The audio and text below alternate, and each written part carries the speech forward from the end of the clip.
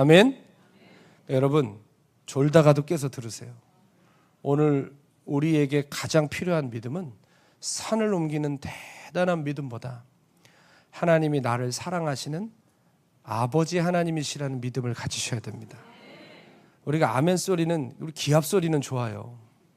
그런데 정말 하나님이 나를 사랑하시는 아버지이심을 믿으세요? 한국 사람들은 앞에 졸다가도 믿으십니까? 그럼 무조건 아멘 합니다. 좀 생각 좀 하고 아멘을 하세요. 내 상태를 조금 체크하면서 아멘 좀 하세요. 정말 하나님이 나를 사랑하시는 아버지 되심을 믿으시냔 말이에요. 이 시대에 예수 믿으면서도 마음에 병이 있고 하나님의 일그러진 얼굴을 보면서 어그러지고 병든 신앙생활하는 사람들 많습니다. 그러니까 내 속에 태어나면서 갖고 있던 정서가 하나님의 얼굴을 한번 굴절시키고 또 살면서 경험한 신앙의 잘못된 경험치가 하나님의 얼굴을 자꾸 일그러진 괴물처럼 만들어 놓는 경우가 있습니다. 내가 아는 어떤 리더처럼, 내가 경험한 아버지처럼 이 땅에서 경험한 그러한 사랑으로 하나님의 사랑을 우리가 받아들이려고 할 때가 있죠. 여러분, 우리의 삶은 어쩌면 죽는 그 순간까지 하나님의 그 크신 사랑을 알고 더 알기 위해 살아가는 그 여정이라고 저는 그렇게 생각합니다. 하나님의 사랑 우리가 1000번을 더 태어나도 다 알 수 있을까요? 그런 찬양 있죠. 하나님 크신 사랑은 측량다 못하며 영원히 변치 않는 사랑 성도여 찬양하세. 천국 가서도 찬양할 내용이 뭡니까? 천국 가서 괴로울 때 주님의 얼굴 보라, 그런 찬양할 것 같습니까? 괴로움이 없는데 천국 가서 영원히 부를 찬양이 뭘까요? 구속의 은혜를 찬양하는 겁니다. 하나님의 한량없는 사랑을 영원토록 찬양하는 겁니다. 아멘이시죠? 그 사랑을 깨달으면 병든 마음이 치유됩니다. 그 사랑을 깨달으면 죽고 싶었던 사람도 살 수 있는 소망이 생깁니다. 하나님의 깊으신 사랑을 깨닫고 깊으신 사랑에 붙들려서 주님의 길을 걸어가는 저 여러분 되시기를 축복합니다. 이것만 딱 기억하세요. 이거는 제 삶을 통해 임상실험 마친 겁니다. 아무리 여러분에게 지옥의 무서움에 대해 얘기하고 심판에 대해 얘기하고 당장 무슨 일이 일어날 것처럼 얘기해도 그게 우리 영혼을 번쩍 깨워서 죄의 길에서 돌이키게 할 수 있고 지옥으로 달려가기는 길에서 돌아서긴 할 수 있지만 주님을 따라 천국으로 향하는 그 길은 두려움으로는 못 갑니다. 협박해서 갈 수 있는 길이 아닙니다. 오직 하나님의 사랑으로만 가는 길입니다. 하나님의 사랑을 깨닫고 그 사랑을 알아야 죽음도 뛰어넘어 주님 따라가는 겁니다. 그러므로 사랑은 여러분, 하나님의 깊으신 사랑을 깨달을 수 있는 저 여러분 되시기를 축복합니다. 주님 마태복음 6장 31절에서 32절 함께 읽어보겠습니다. 시작. 그러므로 염려하여 이르기를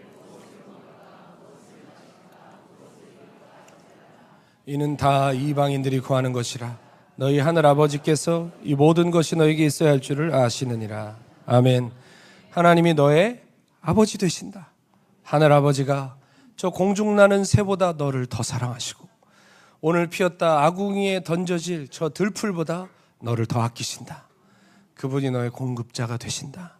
그러므로 두려움의 종노릇하는 세상 사람들처럼 염려에 붙들려 살아가지 말고 하나님 아버지께서 너에게 무엇이 필요한지 다 알고 계시니 그런즉 너희는 먼저 그의 나라와 의를 구하라. 그리하면 이 모든 것을 너희의 필요를 아신 아버지께서 너희에게 더하여 주시리라. 주님, 우리는 하루살이 같이 사는 인생입니다. 그런데 우리를 그 영광스러운 삶의 우리를 감히 초대해 주시는 겁니다. 그 말은 무엇일까요? 하나님 준비되셨다는 얘기입니다. 우리 같은 인생들에게 그 하나님 아버지의 사랑과 한량없으신 그 은혜를 공급해 주실 준비가 되셨다는 얘기입니다. 여러분, 하나님 우리에게 뭔가 말씀하실 땐 준비해 놓으셨다는 얘기입니다. 네가 알아서 해라가 아니라 하나님이 준비하신 여호와 일의 은혜를 향해서 우리는 오늘도 나아가는 것입니다. 먹고 사는 일 중요합니까? 안 합니까? 중요합니다. 힘차게 얘기하세요. 먹고 사는 일 중요한 겁니다. 안 먹으면 어떻게 삽니까? 그러나 먹고 사는 일만 거기에만 집중하면 결국 염려에 사로잡혀 땅에 속한 삶을 살 수밖에 없다고 하시는 겁니다. 염려에 사로잡히면 땅에 끌려다니며 바닥만 쳐다보고 사는 거예요. 움켜쥐고 인색하고 구차하고 치사한 인생 사는 겁니다. 주님 오늘 말씀하시는 거예요. 하늘 백성은 그렇게 살도록 창조되지 않았다. 예수님은 먼저 그의 나라와 의를 구하라고 하시죠. 여기서 먼저라고 하는 것은 시간상 그거를 제일 먼저 하라는 말씀이 아니라, 따라해 보겠습니다. 삶의 중심에 세워라. 아멘. 하나님의 나라와 의를 시간상 먼저 해라가 아니라 삶의 중심 축으로 세우라는 거예요. 그래서 우리 인생이 하나님 나라와 의를 구하는 그 축을 중심으로 돌아가야 된다는 거예요. 먹고 사는 문제를 인생의 축으로 세우면 모든 결론이 그거예요. 모든 길이 결국 글로 날 수밖에 없어요. 하나님 나라와 의를 구한다는 게 뭘까요? 하나님의 나라는 영어로 Kingdom of God이죠. 그러니까 하나님의 왕국이에요. 왕이 통치한다고요. 그러니까 하나님의 나라라는 건 어떤 땅을 말하는 게 아니에요. 어디 선교지 가서 교회 세우고 십자가 세우면 하나님 나라가 거기 임한 게 아니에요. 하나님의 나라가 언제 임하냐? 하나님의 통치가 나타날 때 임하거든요. 근데 하나님의 통치는 어디서 나타나죠? 하나님의 백성이 하나님의 통치권 안에 살 때. 하나님의 통치권 안에 산다는 건 뭐예요? 여러분, 왕이 곳곳마다 다 다니면서 직접 통치를 안 하니까 뭐를 세워요? 법을 세우잖아요.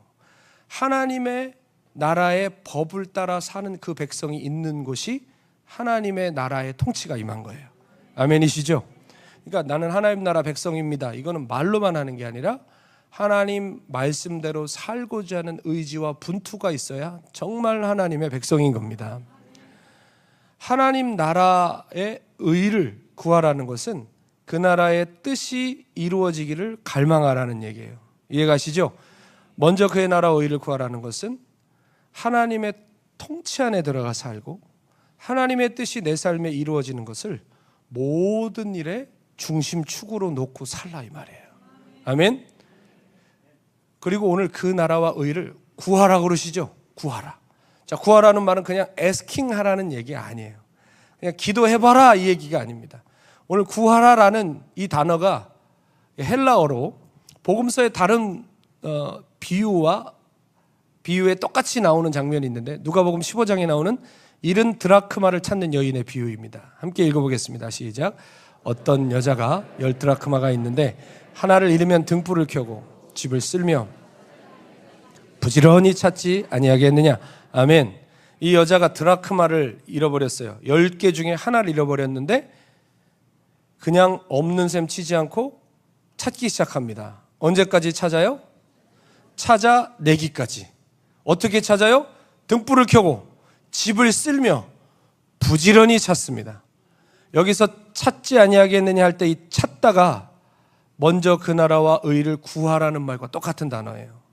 자, 우리가 하나님 나라와 의를 구하라는 말씀은 그냥 추구해라 이 정도가 아니라 온 삶을 바쳐서 잃어버린 드라크마를 찾듯이 부지런히 평생도록 끊임없이 하나님의 의를 삶의 목표로 삼고 쫓아가라는 말씀입니다. 그러니까 먹고 사는 일에 실컷 매어서 움켜쥐고 인색하게 살다가 어느 날 갑자기 선교 간대. 어느 날 갑자기 교회에서 무슨 일 한대. 그럼 갑자기 하나님의 의를 구하는 척해서 되는 게 아니라 항상 부지런히 찾고 구하는 사람들에게 그 나라는 나타나는 줄로 믿습니다. 구하라 그리하면 너에게 주실 것이요, 찾으라 그리하면 찾아질 것이요, 문을 두드리라 그리하면 열릴 것이다. 하나님 나라를 그렇게 하라는 거예요. 여러분의 소원을 말하는 게 아니라 하나님 나라를 구하고 찾고 두드리는 자에게 주신다 이 말입니다. 아멘이시죠? 여러분, 썩어 없어질 소원 구하며 사시겠습니까? 영원한 하나님 나라 구하며 사시겠습니까? 우리가 하나님 나라와 의를 구하고 살려면 삶의 방식과 목적이 바뀌어야 돼요. 자, 그러면 삶의 방식과 목적이 바뀌어버리면 어떻게 될까요? 손해볼 일이 많을까요? 유익한 일이 많을까요? 손해볼 일이 많아요. 왜냐, 우리가 지금 바벨 시스템 안에 살고 있잖아요. 세상은 바벨 시스템이에요. 육신의 정욕, 안목의 정욕, 이생의 자랑, 그걸로 돌아가는 시스템이에요. 그런데 우리가 하나님 나라와 그 의를 구하는 삶의 방식을 취하면 우리 인생 어떻게 되겠습니까? 손해와 고난이 예약되어 있는 겁니다. 즐거워요, 그렇죠? 손해와 고난이 하나님 뜻대로 살겠다고 맘먹으면 예약되어 있다고요. 다니엘과 세 친구가 그랬잖아요. 바벨 시스템 안으로 하루아침에 들어갔어요. 그러나 그들은 킹덤 마인드로 살았습니다. 뜻을 정했다고 그러죠. 뜻을 정했다는 게 이악 물고 살았다는 얘기가 아니라 비록 성전도 무너지고 나라는 망하고 포로가 돼서 끌려왔지만 하나님 살아계시다. 하나님 뜻대로 이 바벨 시스템 안에서도 살겠다. 마음을 먹고 살았다는 거예요. 자, 그러니까 갑자기 막 뒤에서 후광이 비쳐요? 어떻게 돼요? 풀무불에 끌려 들어가고 사자굴에 던져지고 그러지 않습니까? 그러나 킹덤 마인드로 살아가는 하나님 백성에게 주님이 어떤 은혜를 주십니까? 킹덤 파워. 하나님 나라의 능력을 경험하게 하시는 줄로 믿습니다. 여러분, 하나님은 우리가 그 재미를 보면서 살기를 원하세요. 돈 버는 재미 있으시죠? 승진하는 재미 있으시죠? 아닌 척 하지 마세요. 재밌으니까 하는 겁니다. 짜릿하고 사람들이 우러러 봐주고 박수 쳐주니까 거기 올라가려고 하는 겁니다. 여러분, 하나님 나라와 의를 구하며 사는 게 그냥 따분한 일이라고 생각하십니까? 손해만 보는 일일까요? 아니요. 하나님 나라와 의를 구하는 삶을 선택한 자들, 분명히 손해와 고난이 예약되어 있지만 끝까지 인내하고 그 길 가는 자에게 이 땅에서는 경험할 수 없는 공급하심과 보호하심과 붙들어 주심을 경험하게 되는 줄로 믿습니다. 그 맛을 보면, 그 능력을 경험하면 우리는 더욱더 여전히 바벨 시스템 안에 살지만 킹덤 마인드로 사는 거예요. 그분의 통치와 의를 더욱더 사모하게 되는 거예요. 우리가 똑같이 신앙생활하지만 어떤 사람 보면 왜 저렇게까지 할까? 저 사람은 뭔데 그렇게 자기 돈 아까워하지 않고, 뭔데 자기 시간 아까워하지 않고 주님께 자신을 드릴까? 여러분, 그거는 그 사람이 특이하고 희한해서 그런 게 아니라 여러분이 못 본 걸 못 본 겁니다. 여러분이 듣지 못한 음성을 들은 겁니다. 다음 주에 사랑하는 우리 성도 한 분이 저 이슬람 땅으로 평신도지만 선교사로 헌신해서 나가십니다. 그래서 마지막으로 우리가 예배 시간에 잠깐 축복하고 기도해 드리는 시간 가지려고 하는데요. 제가 몇 번 만나서 슬쩍 말렸어요. 그런데 여러분, 그 나라를 본 사람은 말려도 소용이 없어요. 그 영광을 본 사람들은 뜯어 말려도 하는 거예요. 여러분, 그거를 과하다, 너무 심하다라고 얘기할 수 있을까요? 오히려 예수님 믿고 있는데, 예수님 만났는데 무슨 전래동화 마지막 얘기처럼 그 후로 오래오래 행복하게 살았더래요. 그렇게 살고 싶어하는 우리가 더 비정상 아닙니까? 우리가 더 문제 있는 사람 아닙니까? 사랑하는 여러분, 그 나라는 따분하고 재미없고 손해만 보는 나라가 아니라 이 땅에서 감히 표현할 수 없는 하늘의 영광을 죽어 경험할 수도 있지만 이 땅에서부터 경험하도록 주님이 만들어 놓으신 줄로 믿습니다. 그렇게 우리의 운명은 갈라지는 겁니다. 같은 교회를 다녀도 킹덤 마인드로 사는 사람과 바벨 마인드로 사는 사람의 삶이 절대 같을 수가 없습니다. 그리고 어떤 마인드로 사느냐에 따라 우리의 영혼도 갈릴 겁니다. 왜냐? 성령께서는 우리에게 항상 그 나라를 꿈꾸게 하시는 분이에요. 바벨과 하나님 나라 사이에서 자기 유익에 따라 왔다 갔다 꼼수 부리게 하는 건 마귀가 하는 짓입니다.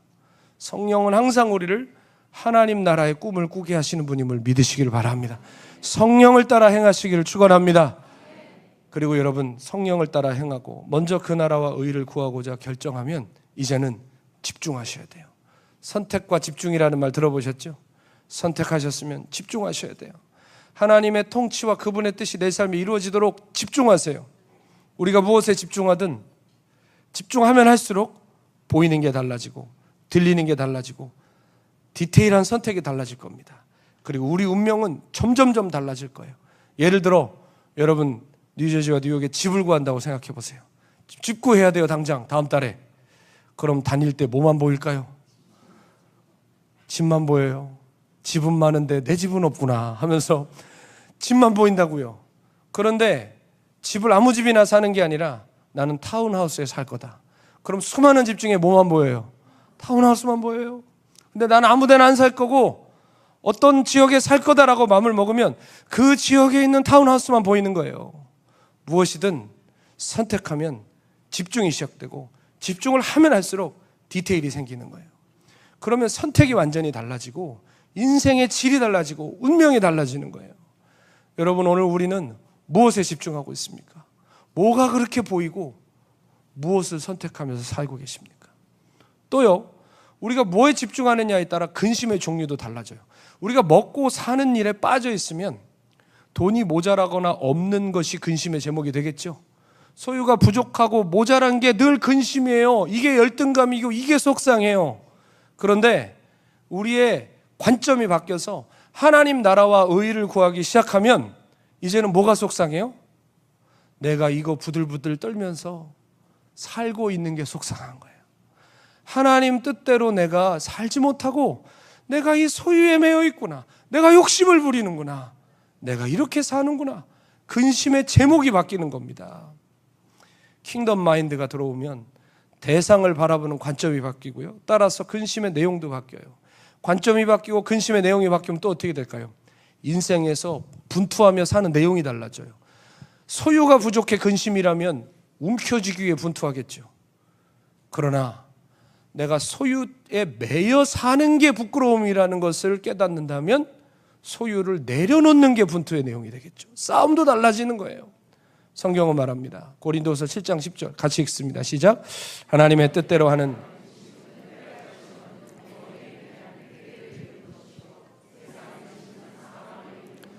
아멘.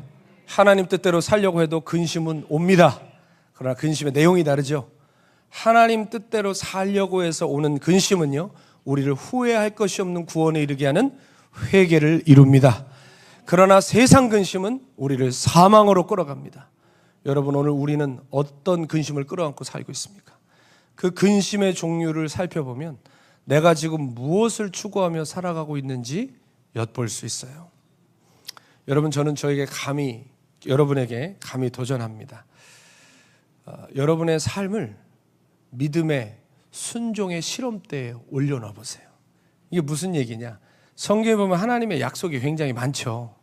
근데 이걸 그냥 생각 없이 아멘 하실 게 아니라 한번 곰곰이 생각해 보시라고요. 정말 그래?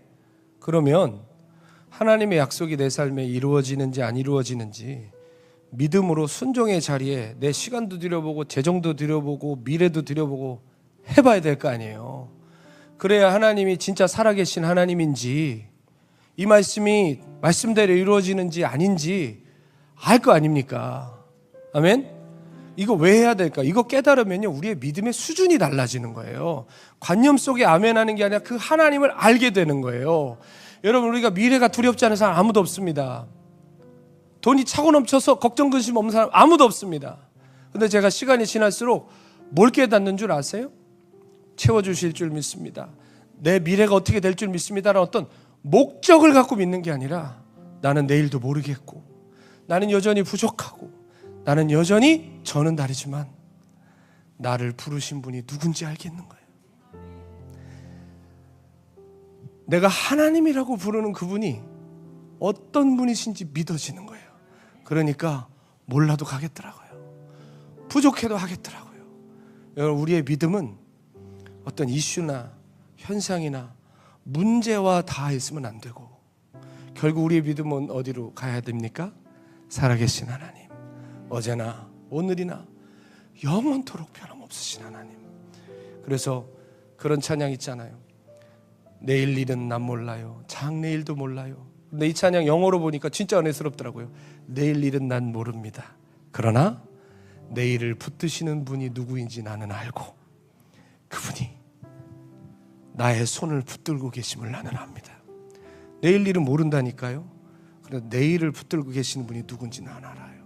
그래, 그분이 내 손을 붙들고 계시는 걸 아는 거예요. 그러니까 모르겠고 험하고 힘들어도 주님 따라갈 수 있는 거예요. 그러니까 여러분 제발 나를 감싸주는 돈 몇 푼에, 나를 설명해주는 명예 하나에 내 인생 올려놓지 마시고 믿음과 순종의 그 도마 위에 내 시간과 재물과 삶과 미래를 올려서 하나님 어떤 분이신지 삶으로 몸으로 경험하고 사는 우리 되어야 될 줄 믿습니다. 저는 대학 시절에 뭐 가진 것도 없고 있는 것도 없고 아무것도 없으니까 잃을 게 없잖아요. 그래서 믿음의 실험을 많이 하고 살았습니다. 제가 25살에 저 브라질 아마존 정글에 견습 선교사로 6개월 동안 갔다가 돌아왔는데, 돌아와서 선교사로 살겠다는 어떤 이런 마음이 더 구체적으로 그 현장에서 이제 보고 왔잖아요. 그래서 100년 전, 150년 전 믿음으로 주님의 길을 걸어갔던 선교사님들, 에이미 카마이클, 여러 그런 믿음의 선교사들, 조지 뮬러, 허드슨 테일러, 이런 분들의 전기를 읽으면서 나는 어떤 길을 가야 되나 이렇게 생각을 했는데, 아니 놀라운 공통점이 하나 있는데 이분들은 하나님의 공급하심을 경험하고 살았던 거예요. 부자고 돈이 많아서 조지 뮬러가 수만 명 고아들 먹이고 돈 많아서 그런 게 아니라 아무것도 없는데 함께 기도했더니 정확히 식사 시간에 차가 한 대 와서 먹을 것을 주고 가고, 또 무슨 재정이 필요한데 갑자기 편지로 중국에 있는데 영국 땅에서 그 정확한 액수가 정확한 시간에 오고, 여러분 지금은 우리가 버튼 하나 누르면 젤로, 벤모로 가잖아요. 근데 그 당시엔 비행기도 없어요. 누가 어떤 선교사에게 헌금을 보내려고 하면 편지 써서 붙여서 그거에 배를 타고 인도양 태평양을 건너 중국 땅까지 와서 그 시간에 정확히 떨어지려면 그거 누가 하셔야 돼요? 하나님이 하셔야 되는 일이에요. 그거 다. 근데 그 놀라운 간증들을 보면서, 야, 하나님이 그 당시에도 이렇게 일하시면 생각해 보세요. 지금은 일하시기 더 쉬우세요, 어려우세요? 지금은 일하시기 너무 쉬운 시대예요. 하나님이 좀만 기다려라, 배가 가고 있다, 안 그러셔도 될 만큼 너무나 하나님의 일하심을 경험하기 쉬운 세대인데 우리는 그 하나님 모르고 살아요. 그래서 무슨 마음이 드냐면, 그래 나도 언젠가 선교사가 될 텐데 나도 이런 하나님 공급하신 경험하며 살고 싶다. 그래서 주님 저도 좀 이렇게 살고 싶어요 하는데 마음에 막상 용기도 안 나고 구체적으로 어떻게 해야 되는지도 모르겠고 조마조마하고 있었는데 하나님이 어느 날 저를 쑥 끌어당기시는 날이 오더라고요. 제가 대학 때 어떤 선교단체에서 이렇게 동아리 활동을 했는데 저랑 아주 가깝게 신앙생활하던 2살 위 선배가 그 단체 간사로 헌신해서 들어갔어요. 그 단체. 근데 그 단체는 월급을 안 줍니다. 믿음으로 하나님 채우시는, 공급하시는 것만 받고 살아가는 단체예요. 근데 어느 날 전화가 왔어요. 저한테 만나재요. 어디서 만날까요? 그랬더니 수원역에서 만나재요. 근데 제가 그래서 나갔죠. 반갑게 오랜만에 나갔는데, 여러분 생각해 보세요. 저도 그때 20대 전도사에 돈이 없고 그러면 선배가 부르면 밥을 선배가 사요, 후배가 사요? 선배가 당연히 사야 될 거 아니에요? 그래서 저 그때 돈이 없어가지고 가면 당연히 밥을 사주겠지. 수원역에서 만났습니다. 11시쯤 만났어요. 얘기하다 보니까 밥 먹을 때가 됐는데 밥 먹으러 가자는 얘기를 안 해요. 그래서 얘기를 하다가 제가, 형 배 안 고파요? 밥 먹으러 안 가요? 그랬더니 자꾸 말을 돌리다가 나중에, 야 성준아, 내가 돈이 없다. 제가 근데 그때 그 자리에서 친하니까 농담 섞인 좀 짜증을 부렸어요. 불렀으면 밥을 사주려고 부른 줄 알았잖아요. 나도 없는데 어떻게 형 하면서 수원역에 앉아있는데 갑자기 거기 노숙자들이 다 앉아있었거든요. 우리도 그 틈에 앉아있는데 저들과 우리가 다를 게 없구나 하면서 둘이 이렇게 대화를 하다가, 진짜 없어요? 없대요. 나도 없어요 형. 그런데 그렇다고 밥 못 먹으니 헤어집시다 할 수는 없고 그냥 같이 이렇게 계속 대화를 이어갔는데 배고프니까 점점 말수가 줄어요. 서로 말수가 줄고. 그래서 제가 그때 마음으로 참 좀 짠하더라고요. 야, 이 형도 하나님 뜻대로 살아보고 싶다고 그 선교단체 들어가서 하나님 공급하심을 입으며 사는데, 그래, 이 형도 오늘 먹을 게 없어 굶고, 나도 지금 돈이 하나도 없어가지고 밥 사 먹을 돈이 없는데 이렇게 끝나면 안 되는데. 그래서 제가 하나님께 속으로 기도를 했어요. 하나님, 한 번만 도와주세요. 주님이 채워주신다고 저 책에서 많이 읽었는데, 주님이 나를 생각해 주시고 채워주시면 저 그 삶 한번 살아볼게요. 이렇게 하나님 앞에 아주 호기 있게 속으로 기도해 봤습니다. 아직도 기억나요. 3시가 거의 다 됐으니 얼마나 배고파요. 노숙인들이 먹고 있는 것도 쳐다보고 있게 되고, 배고프다가 나중에 말을 안 해요. 서로 배가 고프니까. 그래서 제가 어떻게 했냐면, 근데 갑자기 무슨 생각이 딱 드냐면, 제 지갑에 끼어있는 카드 하나가 갑자기 불현듯 생각나는데, 그 카드가 뭐냐면, 처음 대학 들어갈 때 우체국 계좌를 열어주면서 그 대학 어떤 어카운트가 열리면서 카드가 같이 되는 그런 게 있었어요. 근데 저는 그 카드를 쓴 기억이 없어요. 쓴 기억이. 그래서 근데 갑자기 이게 왜 생각났을까? 여러분, 제가 잃을 게 있어요, 없어요? 잃을 게 없잖아요. 그래가지고 제가 갑자기 그 카드가 생각나길래 이거 한번 껴볼까? 하고 딱 보니까 저 ATM이 하나 보여요. 그래서 제가 형, 좀 기다려봐요 하고 가가지고 그 카드를 꺼내가지고 있어라 하고 딱 집어넣는데, 여러분, 앞에 7자가 하나 써 있는 거예요. 근데 뒤에 0자를 이렇게 세는데 감사하게 0이 4개가 붙어 있더라고요. 저는 이 돈의 유래를 모르겠어요. 지금까지도. 7,000원이면 그래도 감사하죠. 어디 편의점 가서 김밥이라도 먹는데 7만 원이 들어있어서 제가 아직도 기억나는 게, 그 역에서 창피한지도 모르고 있다! 돈 있다! 소리 질렀어요. 그러니까 사람들이 저를 다 쳐다보는데 막 너무 기쁜 거니까 그 형이 왜 그러냐고 그래서, 형, 이거 보라고, 돈 있다고. 그래서 기쁜 마음으로 둘이 건너편에 있는 국밥집에 가서 국밥을 맛있게 먹고 남은 모든 돈을 그 형에게 헌금을 했어요. 그래서 제가 마음 먹었어요. 하나님 날 초대하시는구나. 그럼 내 잃을 것도 없는데 한번 살아봐야지 하고, 그때부터 다시 그런 책들을 읽으면서 원칙을 정했어요. 첫째, 나는 나의 필요를 이제부터 정한 시기까지 사람에게는 구하지 않는다. 나 얼마 필요합니다. 저 돈 대주세요. 좀 모자랍니다. 이런 이야기 입도 뻥끗하지 않고, 혹시 뉘앙스라도 아유 배고픈데 누가 밥 좀 사줬으면 좋겠네, 그런 얘기도 하지 않는다. 오직 나의 필요는 주님께만 구한다. 두 번째, 내게 있는 것이 무엇이든지 먼저 하나님 나라와 의를 위해서 쓴다. 그러니까 저는 제 것 쓸 것 다 쓰면서 하나님 보고 채워달라고 하면 그 도둑심보죠. 그래서 그렇게 2가지 재정 원칙을 세웠습니다. 제가 당시 공동체 생활하고 있었고 사례비가 50만 원이었습니다. 근데 그 중에서 매달 20만 원을 빼가지고 저축을 했어요. 왜냐? 하나님 나라 의를 쓰겠다고 결정했잖아요.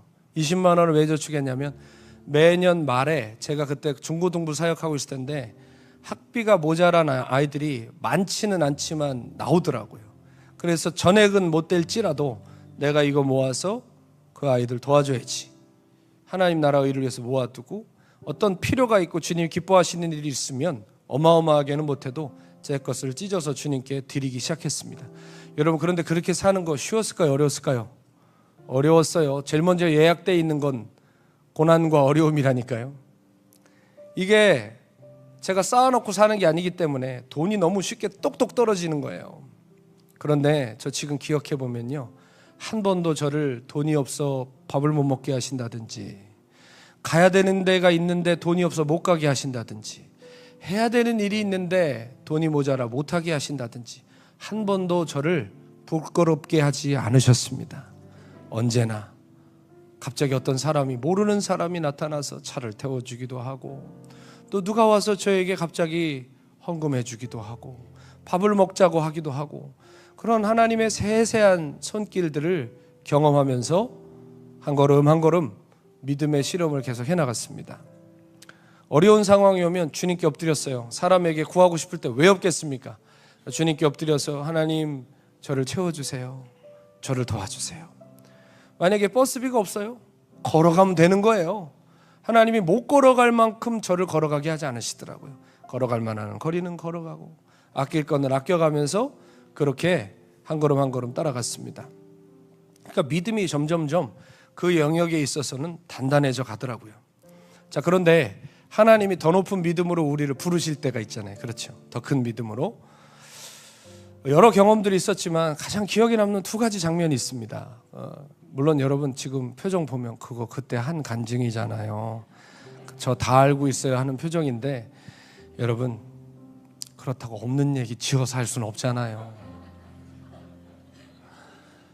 제가 어느 날 저희 스승 목사님께서 중국의 지하교회 가서 말씀을 전하고 오라고 하셨는데 제가 그때 무슨 이유 때문인지 100만 원을 만들어 가야 했어요.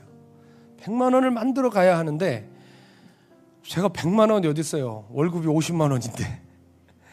그래서 비행기 표는 교회에서 대주셨고 이 100만 원을 끝까지 못 채우고 발을 동동 구르다가 이제 떠나는 날이 됐는데 그때 당시 제가 경험한 중요한 또 믿음의 원칙 하나가 있었는데 재정이 모자라잖아요. 그럼 없네 하고 그냥 머리에서 계산 끝내고 그만두는 게 아니라 순종하고 현장에 가잖아요.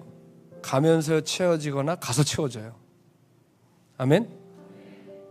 믿든지 마시든지 그건 뭐 여러분 선택입니다. 그렇게 채워지는 게 있기 때문에 일단 이 하나님이 말씀하셨으면 가야 되는 거다. 하나님이 마음 주셨으면 해야 되는 거다. 그 마음으로 살아가는 좀 배짱이 어느 날 생기더라고요. 근데 그날은 조금 스케일이 다르니까 마음에 겁이 나는 거예요. 공항 가다가 채워질래나? 공항에 가서 누가 줄래나? 실제로 그런 믿음의 간증들이 있어요. 하나님의 사람들. 하나님이 부르셔서 항구에 나가서 아무것도 없이 항구에 나갔는데 누가 배값을 대준다든지 가는 인도를 해줬다든지 그런 간증들이 생각나서 늘 그랬는데 그날 아침에 예배 드리려고 이제 교회에 가서 그땐 제가 찬양 사역을 같이 병행할 때였는데 세팅 다 하고 목양실에 가서 저희 담임 목사님께 이렇게 인사를 하면서 목사님 오늘 예배 끝나고 저는 중국에 갑니다. 그랬더니 뭐라고 하시냐면 그래 그럼 잘 다녀와. 근데 재정부장님이 장로님이 주는 거 받았어 그러시는 거예요. 근데 뭐요? 그랬더니 교회에서 이번에 선교 가는 거 선교비 후원하기로 했어. 근데 제 마음에 얼마인지 조마조마한 거예요. 나 100만 원이었으면 좋겠다. 근데 마침 문을 딱 나갔더니 장로님이 오시면서 저에게 재정을 건네시는데 100만 원이 아니라 50만 원이었어요. 여러분 근데 사람이 감사해야 돼요? 안 해야 돼요? 감사해야 되는데 사람이 간사한 게 이게 채워지지 않은 50만 원 때문에 마음에 근심이 안 떠나는 거예요. 감사합니다라고 받아놓고 이 나머지 50은 어떡하나 하고 사역 다 마치고 이제 공항으로 갈 시간이 돼서 차가 한 대가 대기하고 타려고 하고 있는데 무거운 마음으로 나서는데 갑자기 저쪽에서 한 여자 성도 하나가 저에게 달려오는데 그 여자 성도는 제가 가르치고 있는 유스그룹 아이의 엄마예요. 근데 그 어머니는 저랑 이렇게 뭐 가까이 교제하고 이러던 분이 아닌데 갑자기 막 달려오면서 전도사님 잠깐 기다리라는 거예요. 그래서 예? 그랬더니 저요? 잠깐 기다리래요. 그래서 저보고 어디 가니에요? 그래서 저 지금 공항 간다고 저 오늘 중국 간다고 그랬더니 그럼 그래서 그랬나? 갑자기 그러더니 이거 받으래요 하면서 돈을 딱 주시면서 뭐라고 하시냐면 50만 원이라는 거예요. 그래서 무슨 일이에요? 그랬더니 그분이 뭐라고 하시냐면 이분이 분식집 하는 분이에요. 학교 앞에서 떡볶이 장사하시는 분인데 이분도 하루살이로 사는 거잖아요. 그런데 어젯밤에 11시쯤 집에 들어가 씻고 누워가지고 자기 전에 기도를 하는데 갑자기 주님께서 너는 내일 교회에 갈 때 김성준 전도사에게 50만 원을 갖다 줘라. 주님이 이렇게 길게 말씀하실 때도 있어요. 사랑한다, 함께한다 이러시는데 구체적으로 그러셨다는 거예요. 김성준 전도사에게 50만 원을 갖다 줘라. 근데 그분이 주님께 그랬대요. 안 돼요. 당연히 여러분 저 이해합니다. 왜냐하면 그분도 빠듯하신데 근데 주님이 아니다. 내 종에게 그것이 필요하다. 너는 그것을 꼭 갖다 줘야 된다. 그래서 아주 밤늦게까지 주님과 실갱이 하다가 도저히 순종 안 하면 난 큰일 나겠다 싶어서 아침에 예배 오면서 갖고 왔다는 거예요. 여러분들, 제가 그걸 받을 때 50만 원이라는 숫자가 맞아서 기쁘고 채워져서 기쁘고, 여러분, 그것은 작은 기쁨이에요. 진짜 큰 기쁨이 뭘까요? 하나님이 나를 기억하시는구나. 하나님이 나의 이 믿음의 분투를 아시는구나.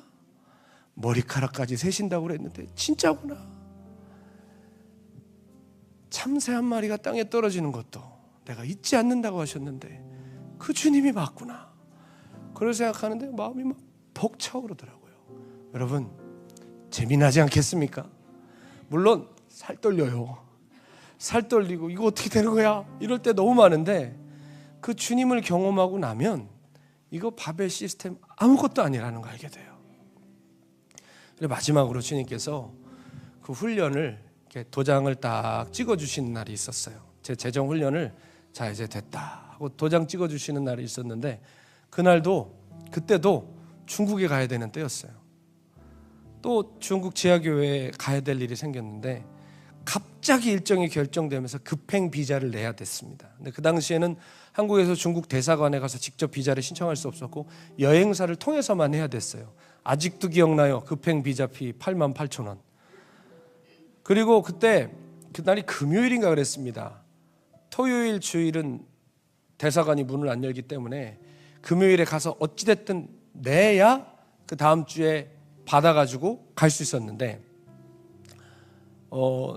그때 우리 중고등부에 중학교 1학년짜리 남자애 하나가 새로 등록했어요. 근데 교회를 처음 와보는 애예요. 그래서 제가 너 전도사님이랑 꼭 밥 먹자. 그랬더니 뭐 먹고 싶어 그랬더니 떡볶이 같은 거 먹고 싶다 그래야 되는데 피자 먹고 싶다는 거예요. 근데 그때 한국에 9,900원짜리 피자가 있었어요. 그러니까 88,000원, 9,900원 대강 계산을 해보니까 10만 원 정도는 있어야 되는데 문제는 뭐냐? 돈이 한 푼도 없었어요 그때. 그래서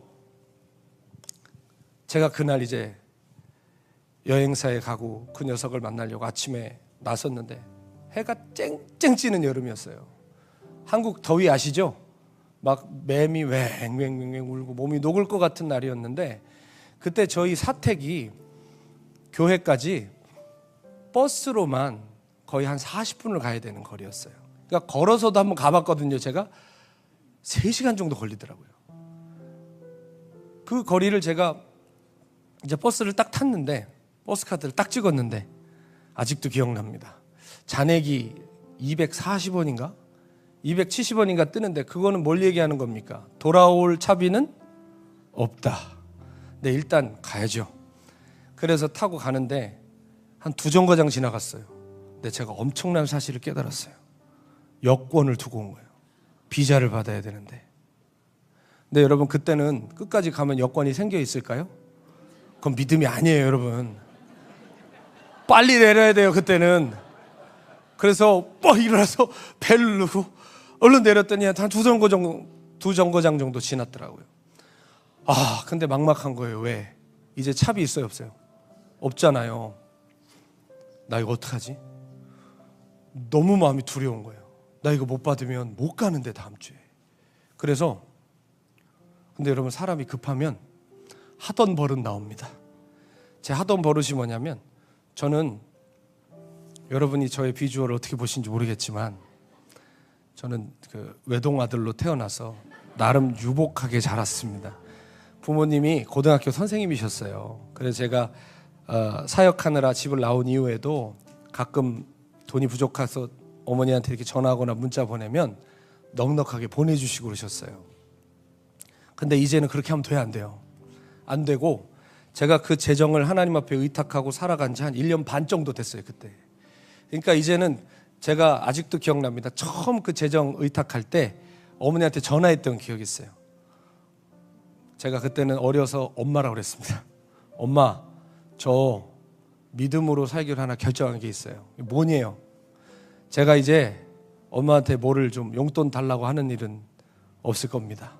저는 하나님의 공급하심만 받고 한번 살아볼 겁니다. 그러면 어머니가 야, 너 철들었다 이럴 줄 알았는데 막 우시는 거예요.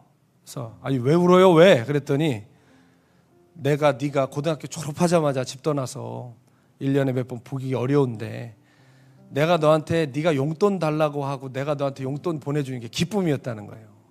근데 네가 그것도 안 받는다 그러니까 엄마는 너무 서운하다 그러는 거예요. 그래서 제가 그랬어요. 엄마 그만 울고 내가 진짜 하나님의 종이 되는 걸 보세요. 내가 나중에 진짜 하나님의 종이 되면 그걸로 내가 기쁘시게 해드릴게요. 그렇게 하고 시작을 한 겁니다. 근데 갑자기 차비가 떨어지고 급해지니까 전화를 막 걸어가지고 엄마 저예요 하는데 턱밑까지 나 돈 좀 보내줘 10만 원만 보내줘 하는 말이 여기까지 올라오는데 살아온 시간이 아깝고 이게 막 뱅뱅뱅뱅 말만 돌리는 거예요. 잘 지내요? 요즘 그 사람은 어떻게 지낸대? 하면서 말은 돌리는데 우리 어머니가 먼저 나한테 이 말만 한번 해줬으면 좋겠는 거예요. 뭐 필요한 거 없어? 뭐 좀 보내줄까? 이 얘기를 먼저 해줬으면 좋겠는 거예요. 그런데 세상에 안 하시더라고요. 그래서 한 10분 정도 통화하다가 야, 나 이거 뭐한 짓이야 하고 전화 딱 끊고 이제 그 사택으로 걸어가는데 너무 제가 처량한 거예요. 갑자기 여러분 솔직히 얘기해 보세요. 하나님 뜻대로 살려고 그랬는데 잘 안 되고 힘들고 오히려 어려움 당하면 주님 나와 함께 계셔라는 생각도 들 때 있지만 가끔 처량할 때 있어요, 없어요? 나 이거 뭐 하고 있는 거야? 그럴 때 있어요. 그래서 나 지금 뭐 하고 있는 거야 이거 이런 생각이 들었어요. 그래서 제가 그때 길에서 하나님께 이런 기도를 드렸어요. 하나님 이렇게 어린 종이 믿음으로 살고 싶어서 하나님 앞에 이렇게 재정을 의탁하고 살아봤습니다. 하나님 저한테 정말 신실하셨어요. 한 번도 저를 실망시키지 않으시고 인도하셨어요. 근데 하나님 오늘이 이제 마지막일 것 같아요. 제가 오늘은 믿음을 못 지킬 것 같아요. 하나님 제 믿음을 붙들어 주세요. 기도했어요. 그리고 공동체 생활하는 방에 집에 딱 들어갔는데 박보영 목사님이 안 나가시고 방 안에 계신 것 같아요. 가봤더니 목사님이 컴퓨터에 뭐를 막 하고 계시더라고요.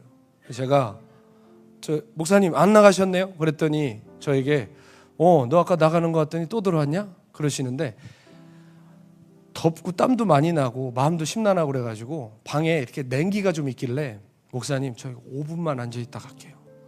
그렇게 하고 목사님 옆에서 이렇게 책상에 앉아 사시고 저는 조금 떨어진 곳에 이렇게 가만히 이렇게 쭈그려 앉아 있었어요. 그리고 나서 마음이 이렇게 조금 가라앉으면서 그래 그럼 나 어떻게 해야 되는 거야? 그래 걸어가야지 어떻게 해? 걸어가야지 하고 스스로를 달랜 다음에 벌떡 일어나서 목사님 저한테 물어보셨어요. 왜 다시 왔냐고. 근데 제가 뭐라 그랬냐면 돈이 없어서 못 왔어요 라고 막 설명을 하고 싶은데 뭘 좀 두고 갔어요 그랬어요. 뭘 두고 간 건 맞으니까 뭘 좀 두고 갔어요. 그래서 여권 챙기고 5분 앉아있다가 다녀오겠습니다 하고 나가는데 갑자기 잠깐만 그러시는 거예요. 그래서 네? 하고 했더니 갑자기 저를 쳐다보지도 않으시고 가방에 손을 쑥 넣으시더니 저한테 이거 가져가 딱 내미시는데 봤더니 10만 원짜리 수표 10만 원짜리 수표를 저한테 딱 내미시는데 제가 받지도 못하고 그 자리에 주저앉았어요. 그럼 제가 여쭤봤어요. 목사님 이거 저한테 왜 주세요? 뭐를 알고 주시는 거예요? 그러니까 내가 알긴 뭘 알아? 그러시는 거예요. 그래서 제가 자초지종을 설명했어요. 저 목사님 그래가지고 여기 지금 들어온 거예요. 이거 어떻게 알고 주셨어요? 그랬더니 난 진짜 아무것도 몰라. 근데 네가 지금 나가는데 주님이 너에게 필요하다 그러셨어. 그 마음을 주셔서 주는 거야.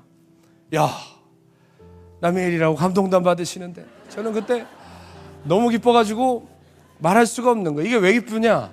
10만 원이 채워져서 기쁜 게 아니라 이 믿음의 여정 끝나지 않았다. 하나님 나를 살펴주신다. 하나님 나를 아신다. 이게 막 기쁜 거예요. 10만 원짜리 딱 받아서 슈퍼에 가가지고 버스카드 딱 충전한 다음에 제가 이제 여행사에 가서 여권 맡기고 교회 갔는데 제가 좀 늦긴 했지만 얘가 안 온 거예요. 근데 안 온 게 그날은 퍽 고맙더라고요. 왜냐면 9,900원이 굳었다는 게 그러니까 이게 정말 맨날 살 떨리면서 사니까 늘 그런 마음이 있었어요. 근데 갑자기 그 전쟁 같은 한나절이 지나가고 이렇게 우두커니 교회 로비에 서 있다가 그래, 나 오늘 정말 하나님께 감사한 날이다. 그래서 지하 교육관에 내려가서 무릎을 딱 꿇었는데, 그때 제가 섬기던 교회 지하 교육관은 신발 신고 들어간 데가 아니라 신발 벗고 들어가고, 여름이 되면 아주 수분기가 충만해가지고 곰팡이 냄새도 나고 그런 데였는데, 그 불 꺼져 있는 그곳에 저 앞에 십자가에 불이 이렇게 보이고 제가 이렇게 엎드렸어요. 엎드려서 뭐 대단하고 간절하고 경건한 기도도 아니었던 것 같아요. 그냥 막 긴장이 가득하던 마음을 이렇게 가라앉히면서, 하나님, 감사해요. 오늘도 하셨네요. 주님 감사해요 하고 이렇게 엎드려 있는데, 여러분 이건 믿을 사람만 믿으시고, 그 어떤 제 여기 가슴에 여기 가운데에 누가 이렇게 강하게 진동이 일어나는 기계 있잖아요. 그걸 여기다 이렇게 가서 확 댄 것 같더라고요. 그리고 핸드폰이 가끔 진동이 세면 소리로 우웅하고 들리잖아요. 소리로 들리는 것 같아요. 여기가 뭐가 우웅하고 진동이 갑자기 오는데 엎드려 있는데, 갑자기 마음에, 믿고 싶은 사람은 말씀하셨다고 믿으시고, 감동이 왔다고 듣고 싶은 사람은 뭐 어떻게든 믿으세요. 어쨌든 제 마음에 뭐가 분명한 소리가 들렸냐면, 저는 이 말씀을 지금도 붙들고 삽니다. 나를 의뢰하는 자에게 내가 어떻게 부어주는지 너는 지금부터 보게 되리라. 의뢰가 뭐죠? 의지하고 신뢰한다는 얘기예요. 나를 의뢰하는 자에게 내가 어떻게 부어주는지 너는 지금부터 보게 되리라. 너무 깜짝 놀라가지고 누가 저한테 얘기한 줄 알았어요. 뒤에서 봤더니 아무도 없고 불은 꺼져 있고, 주님이시구나. 근데 여러분, 근데 제가 그랬잖아요. 주님이 도장 찍어주셨다고. 그 말이 뭐냐면, 그때부터는 마음이 막 졸이고 이런 날이 없어지더라고요. 하나님께서 채우시고 입히시고 인도하시고, 아프리카에서나 한국에서나 사막에서나 정글에서나 하나님 항상 저의 아버지 되시고 공급자가 되어주셨어요. 여러분, 그 하나님을 그렇게 한번 딱 경험하고 나니까 확신이 들고 기쁨이 있지 않겠습니까? 물론 여러분 저한테 되물으실 수 있어요. 그럼 지금은 재정 때문에 염려가 없느냐? 그럴 리가 있나요? 지금도 재정 때문에 제가 마음 졸이고요, 필요한데 없어서 마음 졸일 때, 고민할 때 있습니다. 그래서 목사가 적은 것 가지고 벌벌벌 떨 때도 있습니다. 자꾸 어느 날 눈 떠보면 자꾸 인색해질 때가 있어요. 그러나 그때마다 저를 채찍질하고 정신을 차리게 하고 저를 다시 한번 주님께 기꺼이 드리게 되는데, 그 이유는 그 젊은 날 경험했던 하나님에 대한 기억과 신뢰가 있기 때문입니다. 사랑하는 여러분, 우리 하나님 살아계십니다. 그 하나님께 그 믿음과 순종의 실험을 여러분의 시간과 재정과 미래와 삶과 자녀 교육과 모든 영역을 올려놔 보세요. 그래서 뭘 확인하셔야 되냐? 하나님이 죽어서만 나의 주인이 아니라 내 지갑의 주인도 하나님이시고, 내 자녀 교육의 주인도 하나님이시고, 내 미래의 주인도 하나님이시고, 주님의 주되심을 경험하면서 살아가는 저 여러분 되셔야 될 줄로 믿습니다. 형편과 처지에 매몰되면 두려움과 근심의 종노릇하다 우리 인생 끝나는 겁니다. 그러나 하나님의 통치와 의를 사모하고 그걸 인생의 축으로 삼고 그것을 향하여 달려가면 하나님 나라의 영광과 능력을 경험하며 살게 될 줄로 믿습니다. 하나님이 하루살이 같은 우리를 그 나라의 백성으로 부르셨습니다. 우리 그것을 사모하며 늘 하늘의 영광 바라보며 살아가는 저 여러분 다 되시기를 예수님의 이름으로 축원합니다.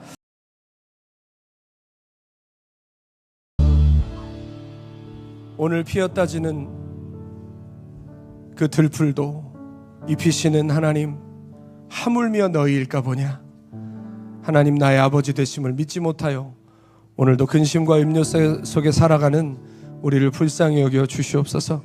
하나님 뜻대로 살겠다고 하지만 정신을 잃고 눈을 떠보면 염려와 근심의 늪에 우리가 턱 밑까지 빠져 있는 날을 보게 됩니다. 그러나 한 번도 믿음 없다 버리지 않으시고 우리 손 붙들어 그 수렁에서 항상 건져주시며 오늘도 믿음 주시겠다, 우리 약속하시는 주님의 사랑으로 인하여 감사드립니다. 나의 아버지 하나님을 나를 생각하고 기억하고 나를 아시는 주님이심을 날마다 경험하며 살아가는 그 주님의 자녀들 되게 하여 주시옵소서. 그래서 세상 사람들처럼 떡을 위하여 살지 않게 하시고 썩지 아니하는 영원한 양식을 위하여 살아가는 하나님의 거룩한 자녀로 우리 은혜의 강 성도들을 붙들어 주시옵소서. 지금은 우리 주 예수 그리스도의 은혜와 하나님의 사랑과 성령의 교제하심과 동행하심이 떡으로 살지 아니하고 하나님의 말씀으로 살고자 결단하며 하나님 나라의 그 의를 구하며 이제 남은 삶을 주 앞에 살기를 소원하는 사랑하는 은혜의 강교회 모든 성도들 머리 위에와 이들의 가정과 자녀와 기업들 위해 열방에서 주님을 섬기는 주의 종들과 주님 오심을 기다리며 고난을 이겨나가는 지하교회 성도들 머리 위에 이제로부터 영원히 함께 계시기를 간절히 축원하옵나이다. 아멘.